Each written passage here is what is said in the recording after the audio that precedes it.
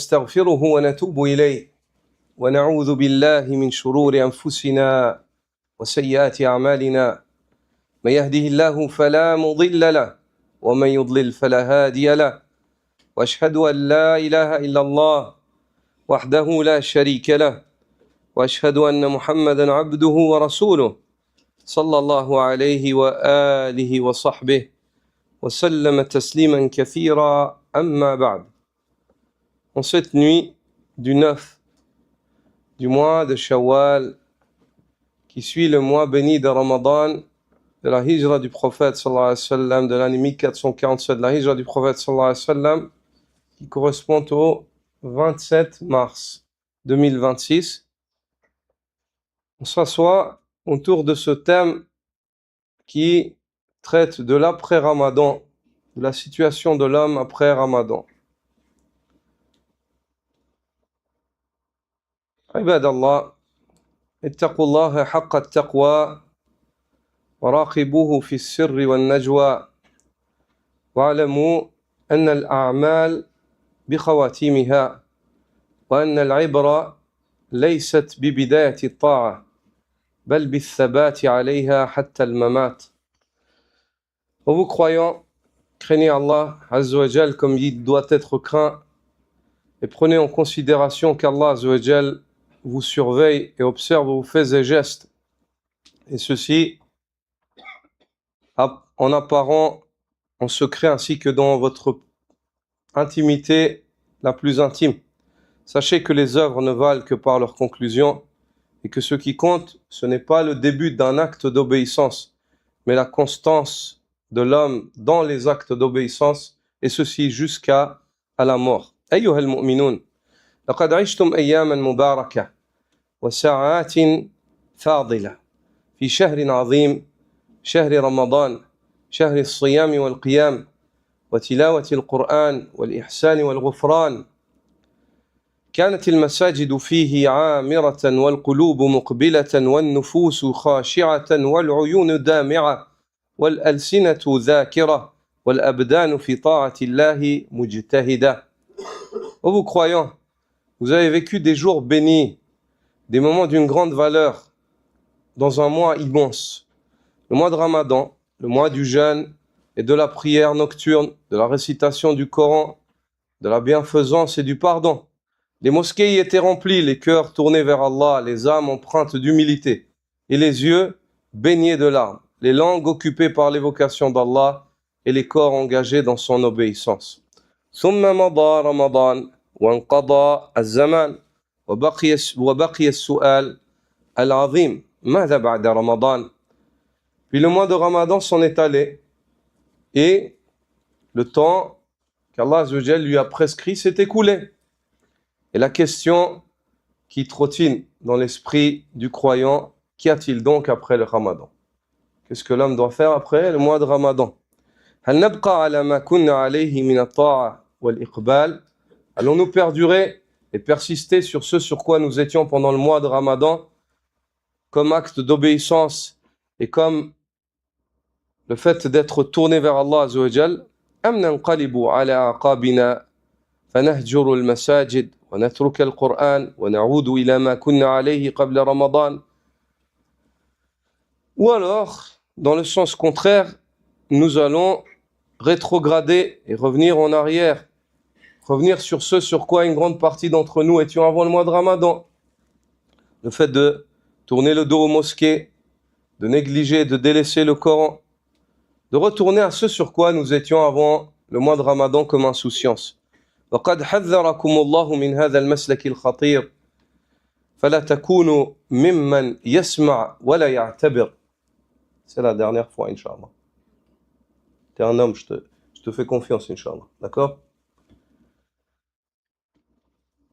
Ou bien alors, نكون من الذين يسمعون ولا يعتبرون الذين قال الله عز وجل وقد حذرنا وهو الصادق في قوله ولا تكونوا كالتي نقضت غزلها من بعد قوة أنكاثا.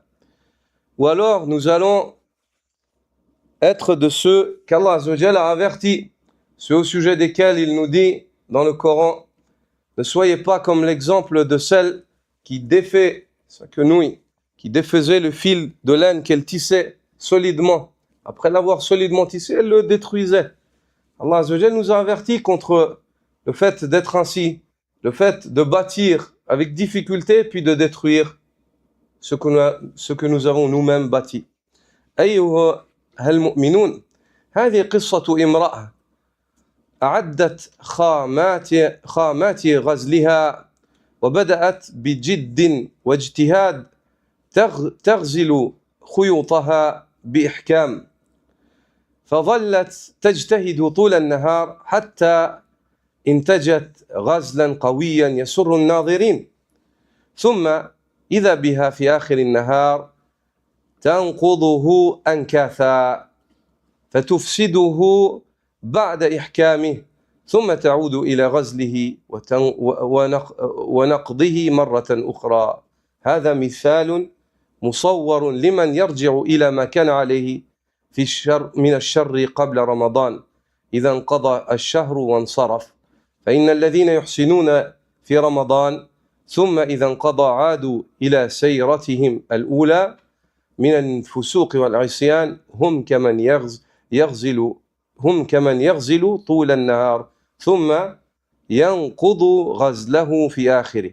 إنهم يعبدون رمضان ولا يعبدون رب رمضان ومن كان يعبد رمضان فإن رمضان ينقضي ومن كان يعبد الله فإن الله حي لا يموت. Serviteurs d'Allah, il s'agit ici, dans ce verset dans lequel Allah Azza wa Jal nous avertit, il s'agit de l'exemple d'une femme mécoise qui était atteinte de folie. Allah Azza wa Jal évoque aux Mécois et aux Arabes de cette époque le récit de cette femme folle. Sa folie a atteint un degré où elle prépare sa laine, elle tisse avec sérieux, application les fils, avec précision, elle se donne de la peine, persévère toute la journée au soleil, puis jusqu'à produire un tissage solide qui réjouit le regard. Quand il regardait les gens, il disait « Masha'Allah, quel travail, quel effort elle a fait ». Et ça, c'était une femme qui existait à Mecca. Elle était connue. C'est-à-dire c'est une personne réelle. Allah Azza wa Jal l'a prise en exemple pour t'avertir contre ce principe, qui est le fait de bâtir avec difficulté et de détruire toi-même ce que tu as bâti. Cette femme atteinte de folie, elle tissait cela, elle préparait son fil. Lorsque elle avait préparé un tissage, elle a produit un tissage qui réjouissait les regards des gens, ils s'étonnaient de son effort. Soudain, à la fin de la journée, elle commençait à tout défaire.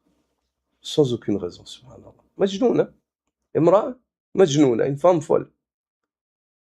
Elle le défaisait entièrement, fil par fil, tout ce qu'elle a fait. Puis après, le lendemain, elle recommençait à tisser. Puis elle refaisait la même chose en fin de journée. Tous les jours, c'était son occupation à cette femme folle. Subhanallah. Allah Azza wa Jal nous donne un exemple imagé. Ces Mécois connaissaient cette femme, ils la voyaient. Nous, on imagine parce qu'on nous décrit cela. Ils voyaient cette femme faire ça. Allah Azza wa Jal dit, ne soyez pas comme cette femme qui produit ce travail avec tout cet effort-là, puis à la fin, elle le détruit. Ça, c'est l'exemple et l'avertissement, afin qu'on ne soit pas de ces gens-là qui font des efforts, de lourds efforts, puis ensuite ils les détruisent. C'est-à-dire qu'on passe la période de l'effort, ils négligent. C'est-à-dire l'effort, il ne les a pas impactés. En réalité, ils n'ont rien produit. En réalité, ils n'ont rien produit. D'où le prophète sallallahu alayhi wa sallam qui dit « Rubba sa'im hadhun min siyamihi al-ju' wal-'atash » Il se peut qu'un jeûneur n'ait obtenu de son jeûne que la faim et la soif. « Wa rubba qa'im hadhuhu min qiyamihi as-sahar » Il se peut qu'un homme prie la nuit et n'obtienne de sa prière durant la nuit que la veillée, que le fait qu'il n'a pas dormi. Il ne gagne rien. Faites attention. Ici, voici un exemple imagé de celui qui revient au mal auquel il était avant Ramadan lorsque le mois s'achève. C'est un exemple imagé qui est très illustre de celui qui façonne pendant Ramadan, prière de nuit, tarawih, jeûne la journée, lit beaucoup le Coran, puis le mois de Ramadan il se termine. C'est quoi ça? Faites attention à cela. Craignez Allah subhanahu wa ta'ala. Vous n'êtes pas moins fou si vous faites cela que cette femme. Vous n'êtes pas moins fou si vous faites cela que cette femme mécoise. Certes, ceux qui accomplissent le bien durant le mois de Ramadan, puis une fois que celui-ci s'est achevé, retournent à leur état antérieur de débauche et de désobéissance, sont semblables à celui qui tisse tout au long de la journée, puis défait son ouvrage à la fin. Ceux-là n'adorent en réalité que Ramadan. Ils n'adorent pas Allah. En réalité, ces gens-là, ils adorent Ramadan. Le mois de Ramadan, il est là, hop, ils sont là. Le mois de Ramadan, il s'en va, ils sont plus là. Subhanallah. Et non le Seigneur de Ramadan. Ils adorent Ramadan et non le Seigneur de Ramadan. Or, celui qui adorait Ramadan doit savoir que le mois de Ramadan prend fin et disparaît. Quant à celui qui adore Allah, qu'il sache qu'Allah Azza wa Jal est le vivant qui ne meurt jamais. جاء سفيان بن عبد الله الثقفي فقال يا رسول الله قل لي في الإسلام قولا لا أسأل عنه أحدا بعدك فقال النبي صلى الله عليه وسلم له قل آمنت بالله ثم استقم Sufyan ibn Abdillah Thaqafi est venu au prophète sallallahu alayhi wa sallam en l'interrogeant, en lui disant: « Ô messager d'Allah, enseigne-moi une parole ou donne-moi un conseil en islam après lequel je n'ai besoin de rien demander à personne. » Dire, j'ai compris ce qu'on attend de moi. Le prophète sallallahu alayhi wa sallam lui dit une parole qui n'est pas quantitative dans sa construction, mais qui renferme des océans dans ses sens. Il lui dit: Qul amantu billah, dis j'ai la foi en Allah, summa istaqim, puis accroche-toi à cela.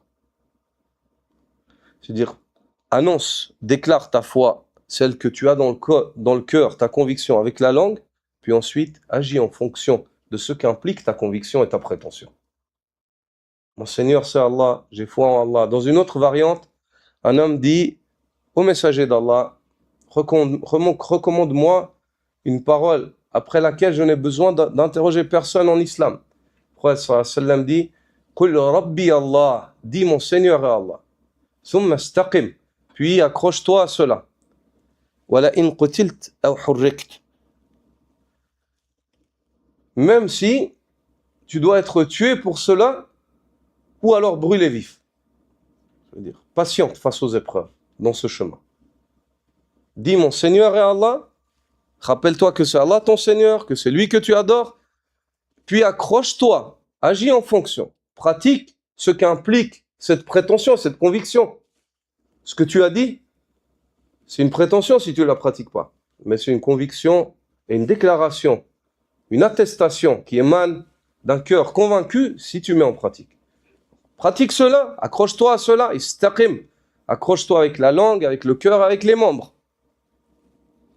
Même si pour cela, tu dois être mis à mort ou brûlé vif. Même si pour cela, tu dois être mis à mort et brûlé vif. Ici, taban, il s'agit d'une recommandation pour ce qui est plus louable et plus noble. Car en réalité, si une personne est menacée concrètement dans sa vie et qu'on lui impose par exemple de mécroire, il a le droit en islam. Allah Azza wa Jal dit: Illa man ukriha wa qalbuhu mutma'innun bil iman. Si ce n'est celui qui déclare la mécréance par contrainte alors que son cœur est plein de foi. On le contraint. C'est arrivé à des compagnons du prophète, on les a torturés pour qu'ils insultent Allah et son prophète. Un des compagnons a dit: Ya Rasulallah, les polythéistes m'ont châtié jusqu'à ce qu'ils me poussent à dire sur toi ceci et des choses dont je déteste, je répugne. Il ne l'a pas évoqué. Le prophète sallam, il a dit: In'adu fa'ud. Il a souri, il a dit: s'ils reviennent vers toi, il a dit: empresse-toi de dire, dis ce qu'ils t'ont dit et rajoute même s'il faut. C'est-à-dire afin que l'homme ne soit pas nui dans son corps, car c'est une épreuve, c'est éprouvant.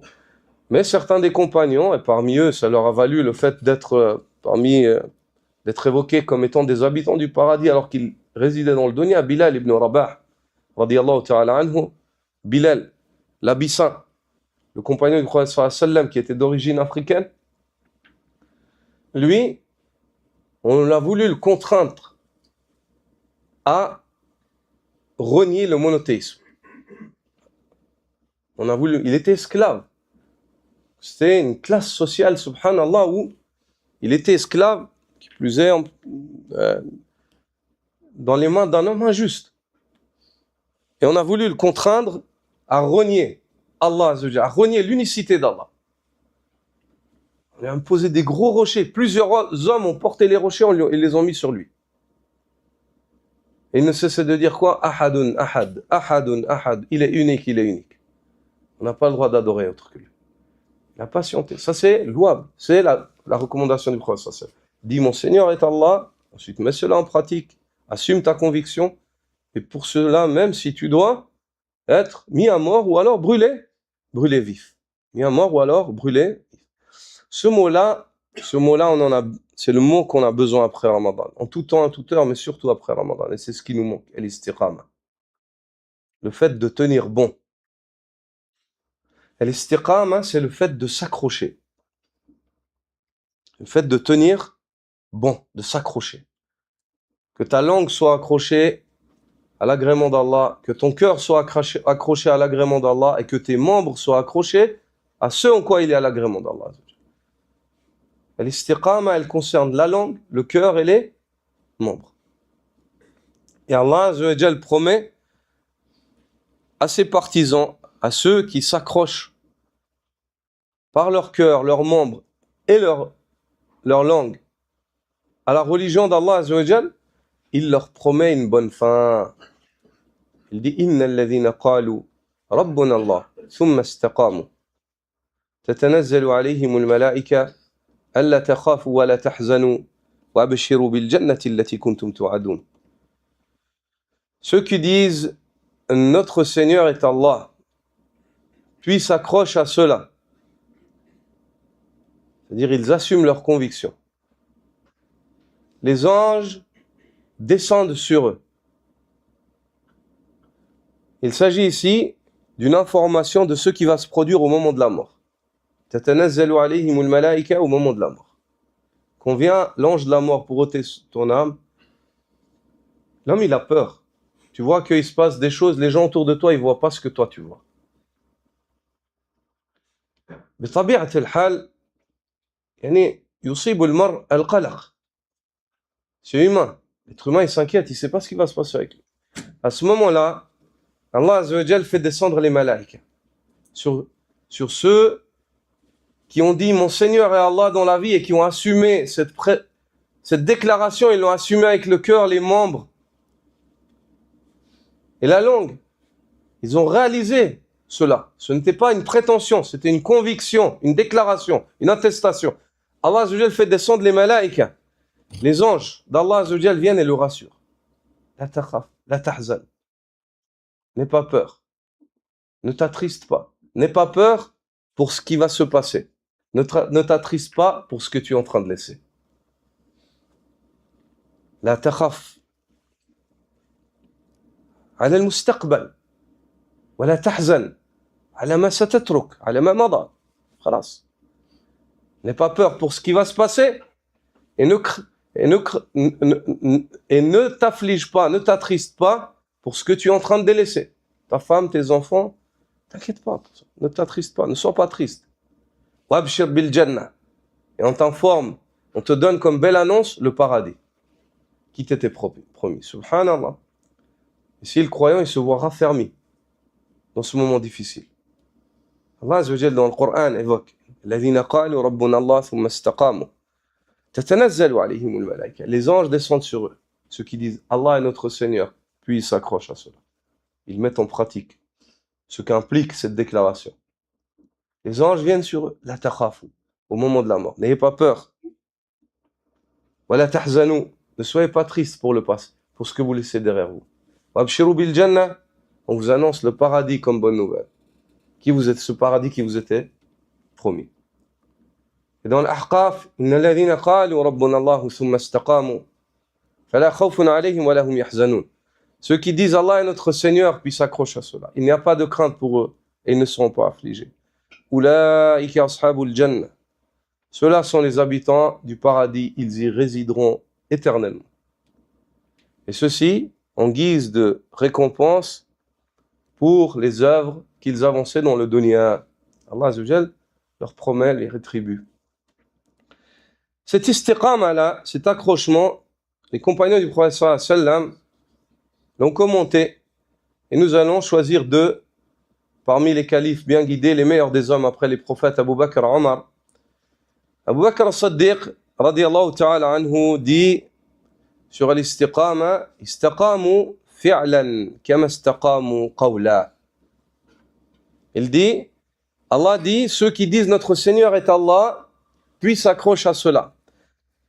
Il dit, ils ont été droits, ils se sont accrochés à cette parole dans leurs actes comme ils ont été droits dans leurs paroles. C'est-à-dire, leur acte était droit comme leur parole. Leur parole, elle était droite quand ils ont dit notre Seigneur c'est Allah, et leur acte, ils étaient conformes à cette parole-là. C'est-à-dire, ils ont appliqué ce qu'implique. Quand tu dis que Allah c'est ton Seigneur, ça implique des choses. C'est pas juste, moi je suis musulman, Allah c'est mon Seigneur, et puis après dans tes actes on ne voit rien. Non mon frère. L'islam c'est un code de vie pratique. C'est un manuel de vie. C'est pas une théorie. C'est un manuel de vie, elle doit impacter la vie de l'homme. Regarde ce que dit Abu Bakr as-Siddiq. Ces gens-là qui peuvent espérer en cette prétention, en cette promesse, c'est ceux qui ont été droits dans leurs actes comme ils ont été droits dans leurs paroles. Ils se sont accrochés à la religion d'Allah Azza wa Jalla. Omar ibn al-Khattab radiyallahu ta'ala anhu dit, ils n'ont pas dévié, il dit, lam yarughu rawaghan al-tha'lab, al-tha'alib. Il dit, ils ont été droits, ils n'ont pas dévié comme se dérobent les renards en rusant. C'est-à-dire, ils ont été droits, ils sont restés sur le droit chemin, droit. Ils n'ont pas fait comme le renard. Chacun d'entre vous a vu une fois dans la vie un renard, quand il s'échappe, comme il se défile comme ça. Omar ibn al-Khattab, ceux qui sortent du droit chemin, il les compare à un renard qui se défile, à droite, à gauche. Il fuit d'une manière qui n'est pas noble. Qui n'est pas noble. Il dit, ils ont été droits. Notre Seigneur et Allah, ils ont pratiqué ce qu'implique cela. Ils n'étaient pas comme des renards qui se défilent avec ruse. وَعَلَمُوا عِبَادَ اللَّهِ أَنَّ لِلِاسْتِقَامَةِ أسبابا عظيمة ينبغي للعبد أن يراعيها ويأخذ بها. أولا الاستعانة بالله. يعلم أن الذي وفقك للطاعة في رمضان هو الله، وهو القادر على أن يثبتك بعده. فليست الاستقامة قوة منك ولا قدرة فيك ولا قوة في نفسك، بل هي محض فضل الله ومنته. وكان من دعاء النبي صلى الله عليه وسلم ولا تكلني إلى نفسي طرفة عين، ومن دعاء صلى الله عليه وسلم يا مقلب القلوب ثبت قلبي على دينك. Sachez aux serviteurs d'Allah que la droiture, le fait de rester accroché à la voie d'Allah repose sur des causes immenses qu'il convient aux serviteurs d'observer et de mettre en pratique. La première de ces causes, l'invocation, le fait de demander et d'implorer l'aide d'Allah en cela. Sache que celui qui t'a accordé la réussite dans l'obéissance durant le mois de Ramadan n'est autre qu'Allah, et c'est lui seul qui est capable de te maintenir ferme après le mois de Ramadan. La droiture ne provient ni de ta propre force, ni d'une capacité qui provient de toi, ni de quelconque vigueur personnelle. Elle n'est que le pur effet de la grâce d'Allah Azza wa Jal et de sa faveur sur toi.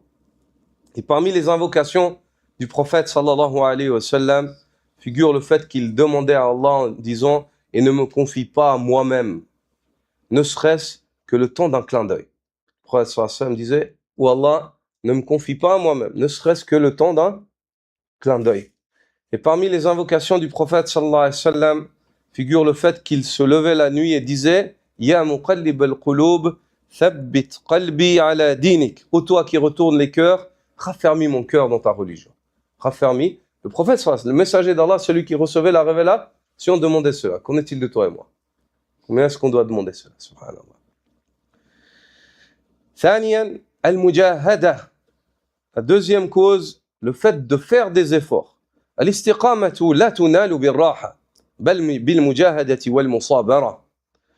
Le fait de s'accrocher à la religion d'Allah, ceci, l'homme ne peut pas l'acquérir en se reposant et en ne faisant aucun effort. Bien au contraire, l'accrochement à la religion d'Allah est un acte noble qui demande que l'on dépense pour lui, C'est-à-dire que l'on fasse des efforts et que l'on patiente. Qu'on fasse des efforts et que l'on patiente pour son acquisition. Et Allah Azza wa Jal dit وَالَّذِينَ جَاهَدُوا فِينَا لَنَهْدِيَنَّهُمْ سُبُلَنَا. Quant à ceux qui font des efforts à la recherche de notre agrément, nous les orienterons dans nos voies. Allah, le Très-Haut, dit وَجَعَلْنَا مِنْهُمْ أَئِمَّةً يَهْدُونَ بِأَمْرِنَا لَمَّا صَبَرُوا وَكَانُوا بِآيَاتِنَا يُوقِنُونَ. Et nous fîmes d'eux des imams, des guides qui guidaient par notre ordre lorsque ils se sont montrés patients et étaient convaincus en aussi. C'est-à-dire, tu dois patienter, il faut faire l'effort. Tu ne peux pas atteindre la noblesse. La noblesse, elle a un prix en islam. Tu ne peux pas atteindre la noblesse avec aisance. Il faut dépenser. Il faut dépenser. وقيل للإمام أحمد بن حنبل رحمة الله تعالى عليه متى يجد العبد طعم الراحة قال إذا وضع قدمه في الجنة. Il a été dit à l'imam de la sunna, l'imam Ahmed ibn Hanbal, quand est-ce que l'homme goûtera au réel goût du repos? Il a dit lorsque son pied se pose au paradis. Lorsque son pied se pose au paradis. Il est dit que l'imam Shafi'i rahmatullahi ta'ala alayhi a dit لا ينبغي للرجل ذي المروءة أن يجد طعم الراحة فإنما هو في هذه الحياة الدنيا في نصب حتى يلقى الله. L'imam Shafi'i, quant à lui, a dit il ne convient pas à un homme digne ou un homme noble de goûter au repos dans cette vie, car celle-ci n'est qu'effort et peine jusqu'à ce qu'il rencontre Allah. Un homme digne et noble, il goûte pas au repos dans cette vie, car cette vie, elle est que peine, elle est qu'effort et peine. Effort, c'est-à-dire même s'il n'est pas éprouvé par des choses, l'homme qui est noble, il s'efforce pour plaire à Allah Azza wa Jal. Donc il ne laisse pas son être tranquille. Il va déranger sa propre personne. Ça, c'est l'effort. Et les peines, ça veut dire, quoi qu'il en soit, dans ce bas monde, on va être éprouvé, les prophètes, ils ont été éprouvés. Donc cette vie, l'homme, il se balade entre l'effort et la peine. L'effort, c'est la reconnaissance, et la peine, elle demande de la patience. Entre ces deux-là, il y a le paradis. Entre ces deux-là, il y a le Jannah. Ou le shukr, ou le sabr.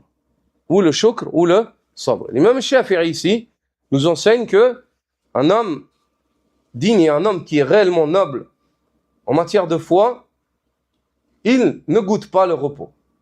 Car quand tout va bien, il se dérange lui-même, il s'efforce pour plaire à Allah Azza wa Jal. Même si tout va bien, il ne se laisse pas tromper. Il se réveille la nuit, il jeûne la journée, il lit le Coran, comme vous. Vous avez quitté vos maisons, vous êtes assis en train d'écouter un cours, vous êtes fatigué. Ça, c'est pourquoi vous êtes pour Allah Azza wa Jal, parce que vous êtes convaincu qu'il y a la baraka, il y a le khayr. Allah Azza wa Jal fait descendre as-sakina, la quiétude, dans des assises comme ça. Vous êtes convaincu de cela. Ne fais pas craquer tes doigts. Donc vous êtes convaincu de tout cela. Subhanallah. Ceci, c'est des efforts que vous faites pour plaire à Allah. Vous auriez pu être tranquille dans vos maisons en train de vous reposer. Mais non, vous avez choisi cela. C'est un effort. Et quoi qu'il en soit, des fois, l'être humain ne choisit pas. Et c'est là, le décret d'Allah Azza wa Jal universel veut que les hommes soient éprouvés. Les prophètes ont été éprouvés. Donc lorsque tu es éprouvé, ça fait partie du principe de ce bas monde.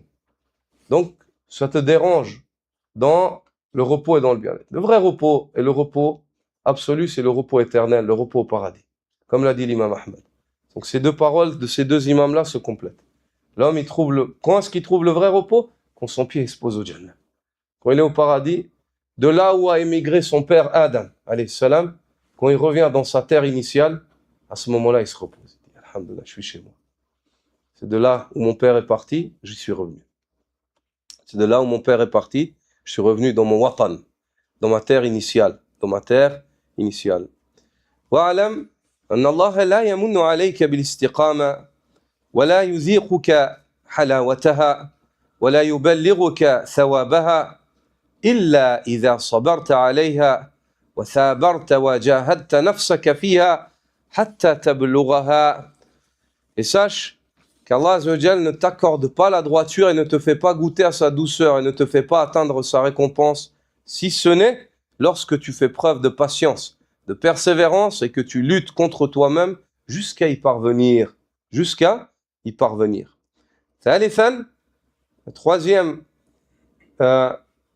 cause parmi les causes d'accrochement et de persistance dans la religion, c'est rifqatu salihin, la bonne compagnie.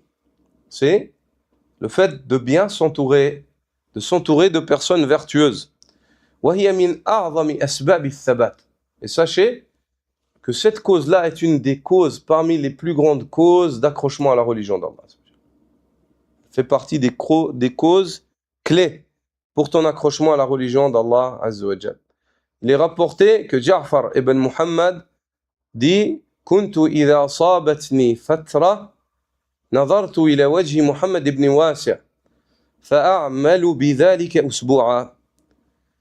Il dit lorsque j'étais atteint de baisse de motivation dans ma pratique religieuse, j'allais regarder le visage de Mohammed ibn Wasi' parmi les ulama de son époque. C'est-à-dire, il s'assoyait, il prenait de son savoir. Et il dit, et cela me maintenait pendant des semaines. Cela me maintenait pendant des semaines. C'est pas juste le fait de regarder une personne, c'est le fait d'aller prendre exemple ou de s'imprégner de son comportement, de son savoir, ou bien alors de sa pratique. Lorsque tu fréquentes une personne pieuse, ça doit te motiver. Lorsque tu fréquentes une personne pieuse, tu es avec lui, tu le vois, il prie, tu te dis, subhanallah, pourquoi moi je reste là? Moi je veux pas le Jannah. Il n'y a que lui qui va au paradis. Allahu Akbar, tu te lèves aussi. Tu le vois lire le Coran, tu dis, subhanallah, moi aussi.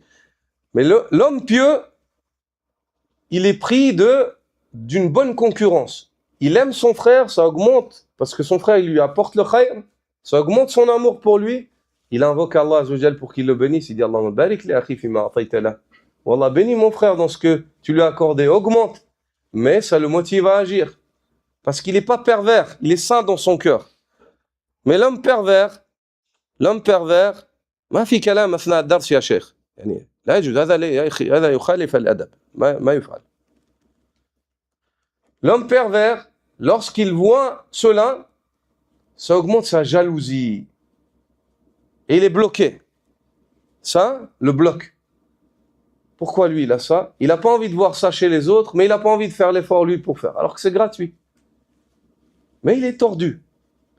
Et tant qu'il n'a pas dépoussiéré son cœur des ténèbres, du hasad, de la jalousie, Allah Azza wa Jal ne lui accordera pas. Allah ne lui accordera pas, car Allah il est juste. Subhanallah. Allah il est juste. Une personne qui porte un pu comme la jalousie dans son cœur et une ténèbre comme ça, il n'a pas compris, il n'a pas compris qui c'est Allah. Il n'a pas compris qui c'est Allah Azza wa Jal. Et jusqu'au jour où il se débarrasse de cela, de cette ténèbre, il ne peut pas trouver la lumière. Le poète dit La kulli man bata li hasidan atadri liman asa'ta al-adaba asa'ta ila Allah fi hukmihi كأنك لا ترضى لي ما وهب فكان جزاءك أن قد زادني وسد دونك باب الطلب.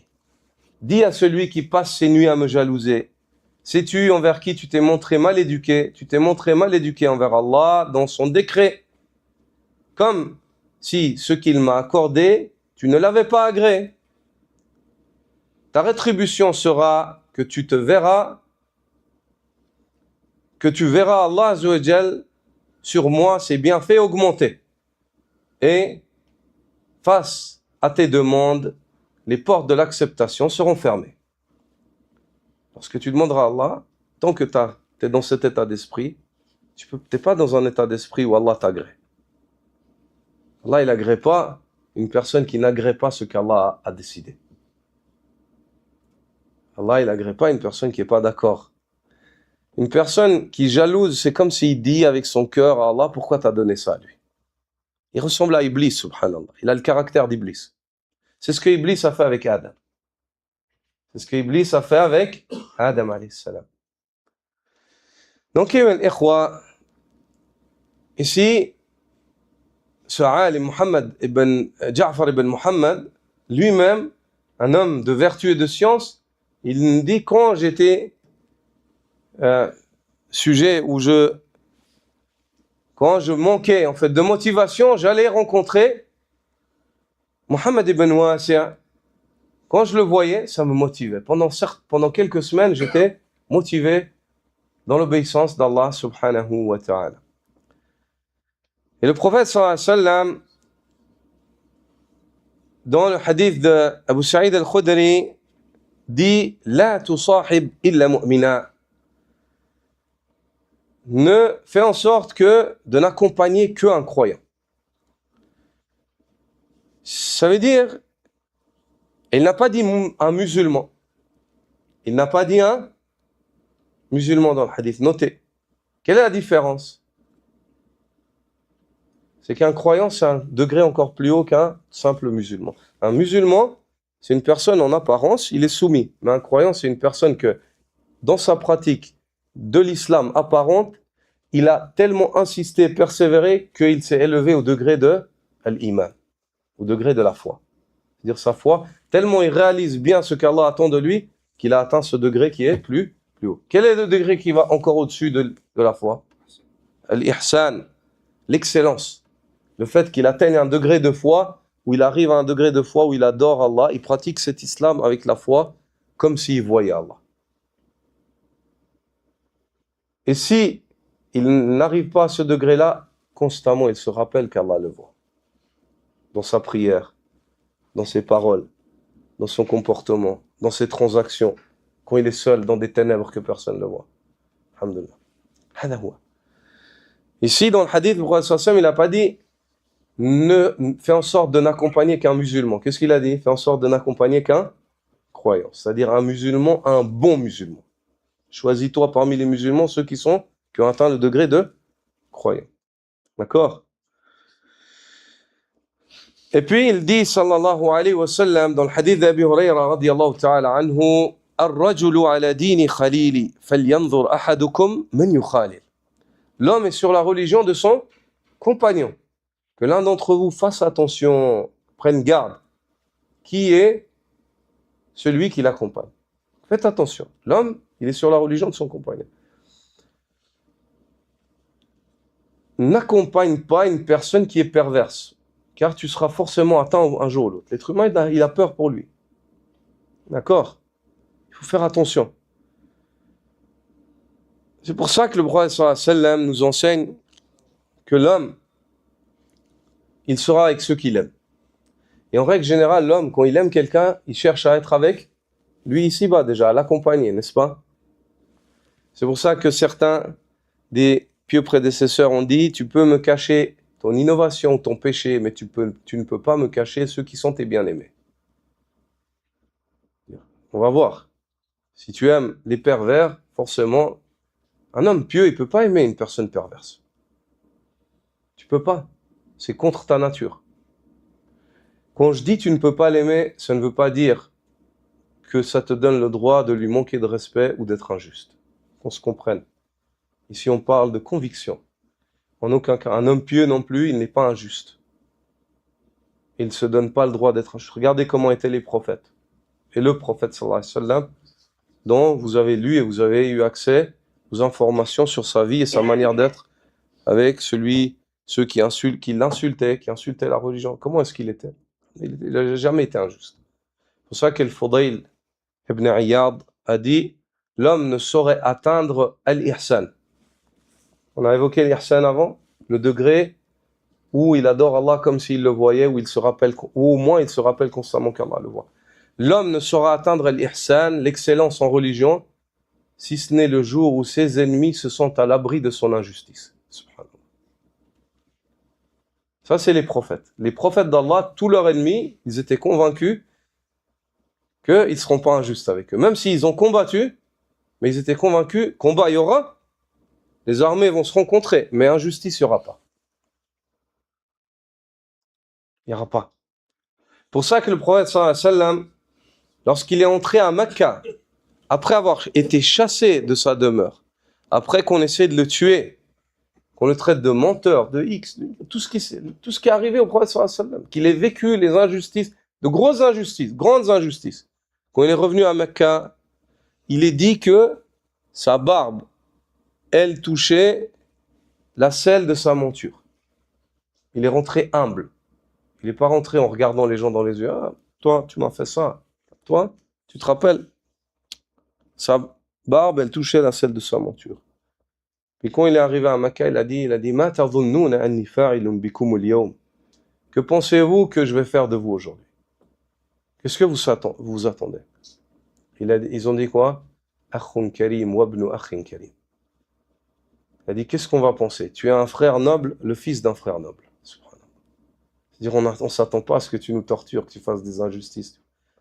C'est pour ça, par Allah Azza wa Jal, que ceux qu'on nous a fait voir dans les télés, ou certaines personnes faibles d'esprit qu'on peut appeler cela car toute communauté a des maillons faibles. Hein? Le fait qu'il y ait dans une communauté des maillons faibles, tu peux pas, toi, juger cette communauté et cette religion. Tu peux pas juger une religion sur les individus qui s'y donnent appartenance. Tu dois juger la religion dans ses sources. Si tu veux juger une religion, tu la juges dans ses sources et là on peut traiter. Mais si maintenant en islam, il y a des personnes qui font des choses mauvaises, tu peux pas accuser l'islam sur ça. D'accord? Ce qu'on nous a fait voir et ce qu'on a montré au monde de certains groupuscules dans certaines parties et certaines contrées du monde, dans certaines périodes contemporaines, qui torturaient les gens et qui leur faisaient ça, Wallah, ça ne fait pas partie de l'islam. Par Allah Azza wa Jal. Le prophète sallallahu alayhi wa sallam a interdit cela. On ne torture pas des prisonniers, on ne les mutile pas, on ne les prive pas de nourriture. Regardez le prophète sallallahu alayhi wa sallam, regardez l'histoire du prophète sallallahu alayhi wa sallam, elle est là, on la lit, on regarde. Ça c'est l'islam. À la bataille de Badr, le prophète sallallahu alayhi wa sallam a interdit aux compagnons de torturer les prisonniers, de les mutiler, de leur faire du mal. Il leur a ordonné de les nourrir. Au point où le sahabi, il y avait deux choses. Il y avait du pain frais et du pain sec. Il a donné, le polythéiste, il décrit lui-même avant son islam. Il dit, le compagnon, il lui tendait le pain frais, il gardait le pain sec pour lui, aux prisonniers. Et il dit, j'étais tellement gêné de ça, car moi, je n'aurais jamais fait ça. Il dit, je le détestais, j'aurais jamais pu faire ça. Il dit, il n'y avait pas encore la douceur de la foi dans son cœur. Il décrit ce qu'il y avait dans son cœur à ce moment-là. Il dit, je lui rejetais. Il dit, je disais, non, je ne veux pas ça. Donne-moi l'autre. C'est comme s'il lui faisait mal, en fait, le fait qu'il fasse ça, subhanallah. Et il dit, quand je lui faisais ça, il ne me regardait pas, il le repoussait. Il disait, prends ça. Il me redonnait, subhanallah. Ya subhanallah. Ça, c'est le din d'Allah. Ça, c'est la sunna du prophète, sallallahu alayhi wa sallam. Ça, c'est la sunna du prophète, sallallahu alayhi wa sallam. Ça, c'est comment était le messager d'Allah et ses compagnons, radiyallahu ta'ala. Et ce qu'on nous fait voir, et ce qu'on nous a fait voir, wallah, c'est contraire aux enseignements sur lesquels nous a laissé notre prophète, sallallahu alayhi wa sallam. Et je dis pas ça parce que moi, je suis pas du tout d'avis qu'en tant que musulman, on doit essayer de s'expliquer, de se disculper. Pas du tout. Moi, j'ai rien à dire. Je suis pas sur le banc des accusés. Je me vois pas devant les gens sur le banc des accusés à essayer de m'expliquer. J'ai pas commis de crime, j'ai rien fait. D'accord? Moi, je dis pas ça pour le bon paraître. Moi, je dis ça pour défendre ma religion et mon prophète. Face aux oreilles ignorantes. Non. Tout simplement. Je cherche pas à plaire aux gens avec ça. Wallah, Allah Azza wa Jal, je prends un témoin. Je cherche pas à plaire aux gens avec ça. Je veux juste expliquer. Liyasma', yani man lam yasma'. Afin que celui qui n'a pas entendu, peut-être jusqu'aujourd'hui, entende. Wa liya'tabir man lam ya'tabir. Et que prenne en considération celui qui n'a pas pris en considération jusqu'à maintenant. Mais, ceci, moi je fais mon travail. وَمَا عَلَى الرَّسُولِ إِلَّا الْبَلَاغُ. Et au messager, il n'incombe que de transmettre d'une manière évidente et claire. Après, Allah Azza wa Jal fait ce qu'il veut de ses créatures. Allah Azza wa Jal fait ce qu'il veut de ses créatures. Donc, c'est très important d'accompagner et d'être en compagnie de gens vertueux, même si tu n'as pas leur degré. Même si tu n'as pas leur degré. Pourquoi est-ce qu'on est parti sur ça? Parce qu'on a dit que tu peux pas aimer une personne qui est perverse, même si elle est musulmane. Tu vas pas pouvoir en fait avoir de l'affection pour elle. Tu vas être juste, droit, mais tu peux pas. Ton cœur, il peut pas. Même si c'est une personne qui t'est proche. Si ton cœur, il est imprégné par la foi, tu peux pas, t'arrives pas. Ou alors, tu vas le voir, quand tu vois du khayr chez lui, tac, ça va.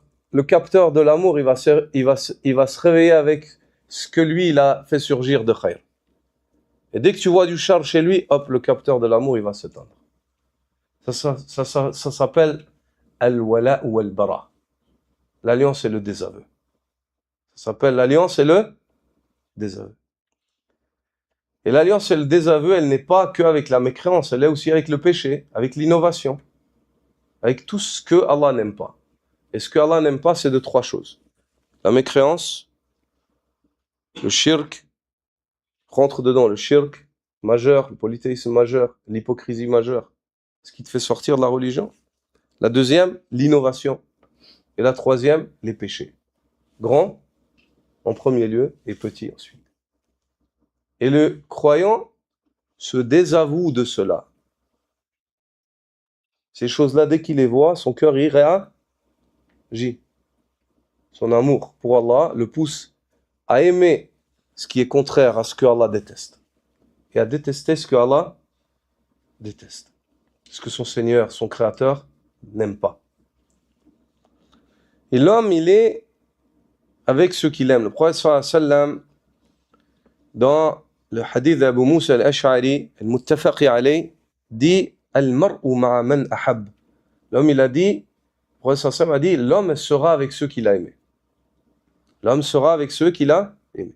Par conséquent, l'homme, dans ce bas monde, il est déjà avec ceux qu'il aime parce qu'il les fréquente. Quand tu aimes des gens, tu les fréquentes. Et le prophète sallallahu alayhi wa sallam, dans un hadith rapporté par Abu Moussa al-Ash'ari toujours, dit « Mathalul jalisi salih wal jalisi sou kamathali sahibil misk wa kir al-haddad » Il dit « La ya'damuka min sahibil miski imma tashtari أو تجد ريحه وكير الحداد يحرق بدنك أو ثوبك أو تجد منه ريحا خبيثة. Le prophète sallallahu alayhi wa sallam dit l'exemple du bon compagnon et du mauvais compagnon est comme l'exemple du vendeur de parfums prestigieux et du forgeron. Il dit le vendeur de parfums, en le fréquentant, tu ne saurais te prémunir de deux situations. Ou bien tu achètes du parfum de lui, tellement ça te plaît, tu commences à en prendre de lui. Ou alors, quoi qu'il en soit, au minimum, tu sentiras des bonnes odeurs en étant en sa compagnie. Regarde l'exemple que le prophète sallallahu alayhi wa sallam donne. Il dit, quant au forgeron,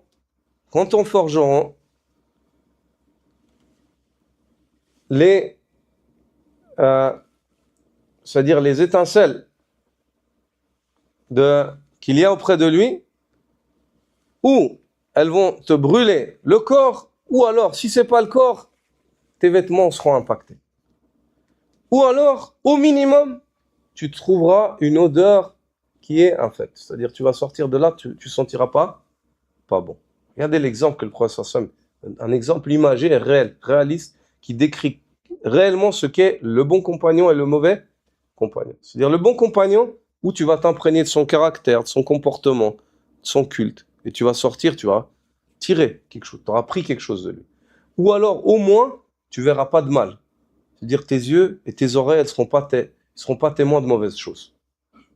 Le mauvais compagnon, le contraire, ya akhi, où tu seras brûlé direct dans ton corps, ou alors un peu plus loin, tu seras un peu préservé, mais quand même atteint dans tes vêtements, ou alors tu seras atteint dans ta réputation, tes vêtements ils vont sortir la même odeur que lui, même si tu n'as pas touché à son travail. Même si tu n'as pas touché à son travail. C'est pour cela que les anciens, et cette parole-là, c'est une parole qui est répandue dans toutes les religions, dans toutes les coutumes et dans toutes les contrées. Dis-moi avec qui tu restes, je te dirai qui tu es. Si tu fréquentes des voleurs, les gens ils vont dire, bah, c'est un voleur, même si tu es pas un voleur en réalité. C'est la réputation que tu auras, Yahya. Tu restes avec des fornicateurs, les gens ils vont dire c'est un fornicateur. Avec des dealers, les gens ils vont dire c'est un dealer. Parce que c'est tes compagnons. En fait, tu as été impacté par la mauvaise odeur qu'il y avait auprès de ces forgerons-là. Auprès de ces forgerons-là, à force de les avoir fréquentés. Quelle heure est-il? Inch'Allah, on arrête là pour aujourd'hui et on continuera la semaine prochaine. سبحانك اللهم وبحمدك أشهد أن لا إله إلا أنت أستغفرك وأتوب إليك. أنتم في جزاكم الله